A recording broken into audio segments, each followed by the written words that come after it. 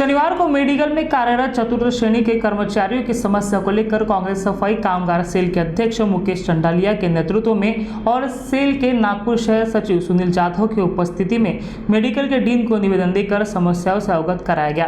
निवेदनकर्ताओं ने कहा कि डीन ने भी इस विषय पर समिति प्रस्तापित कर जल्द ही निर्णय लेने की बात कही है। आज हमने मेडिकल के जो सफाई कामगार हैं उनकी कुछ प्रलंबित समस्या को लेकर नागपुर शहर सफाई कामगार सेल के अध्यक्ष मुकेश भैया चंडाले के माध्यम से यहाँ के डीन को निवेदन सौंपा है।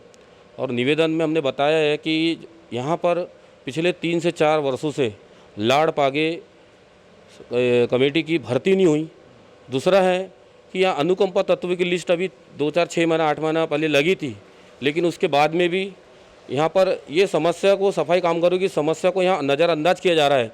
जिस तरीके से अभी हमारे डीन साहब ने बताया है कि मैंने जब से यहाँ मैंने 4 संभाला हूँ तो मैंने ये विषय में ध्यान ही नहीं दिया।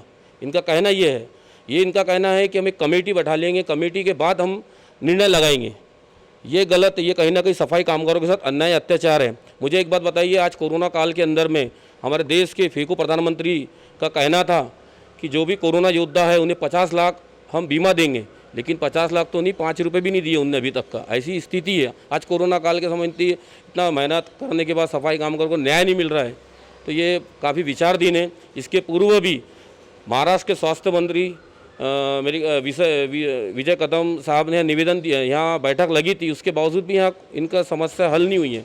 तो हमारी ये मांग है कि सफाई कामगारों की जो भर्ती रुकी हुई है मेडिकल में वो जल्द से जल्द किया जाए, अन्यथा हम आने वाले समय में नागपुर शहर सफाई कामगार सेल के माध्यम से मेडिकल के समक्ष एक बड़ा तीव्र आंदोलन करेंगे। सबसे पहले तो मैं T24 महाराष्ट्र न्यूज़ चैनल के माध्यम से आज हम लोग सफाई कामगार सेल के माध्यम से नागपुर डीन ऑफिस में गुप्ता साहब से मुलाकात करने के लिए आए थे और उनसे हमने तमाम 5 मांगों को लेकर हमने निवेदन दिया है। पहला हमारा मांग था कि लाड़ पागे समिति के अनुसार इनकी नियुक्ति मिलने बाबत। दूसरा हमारा मुद्दा था कर्मचारियों को जो कपड़े दिए जाते हैं, जो सिलाई जो होती है, अभी तक वो इनका पेंडिंग किया हुआ है। तीसरा हमारा ये मुद्दा था कि जो हाजिरी विभाग में जो लोग सीढ़ी से काम करते हैं उनको भी काम दिया जाए, और जो स्पेयर में कर्मचारी को रखते हैं उनको भी वार्ड के अंदर में उनको काम दिया जाए। तो चौथा मुद्दा हमारा ये था कि जो इनकी तारीख में वेतन होता है, इनका सैलरी, इनकी सैलरी कर्मचारियों की टाइम पे मिलती नहीं है। तो हमारा ये डिमांड था, डीन से हमारी ये मांग थी कि कम से कम इन सफाई कर्मचारियों को समय पे तारीख पे सैलरी मिले। ये 5 हमारे नियम थे उनके लिए। उसके बाद 5वां नियम हमारा यह है कि अनुकंपा के आधार पर जो अभी तक 2018 से जो नियुक्ति नहीं हुई है, कम से कम उनको जल्द से जल्द उनको नियुक्ति दी जाए। ये हम सेल के माध्यम से 5 मांगों को लेकर आज हम डीन साहब से मिले, उनसे निवेदन करते हैं कम से कम समय में इनको कमेटी बैठाने के बाद में ये 5 नियमों को लागू किया जाए और समस्त कर्मचारियों को उसका सुख सुविधा मिला जाए।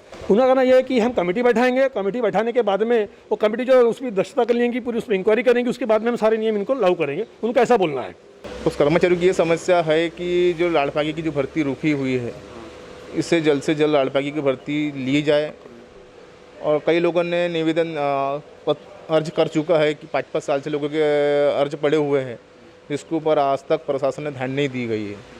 वो यही बोलते हैं कि उसने ऑब्जेक्शन लिया, इसने ऑब्जेक्शन लिया, लेकिन हमको दिखाओ तो कम से कम आगे कि भाई ऑब्जेक्शन किसका है करके। और हमको समझो गुमराह किया जाता है, ऐसा बोल सकते हैं, अपनी गुमराह किया जाता है करके।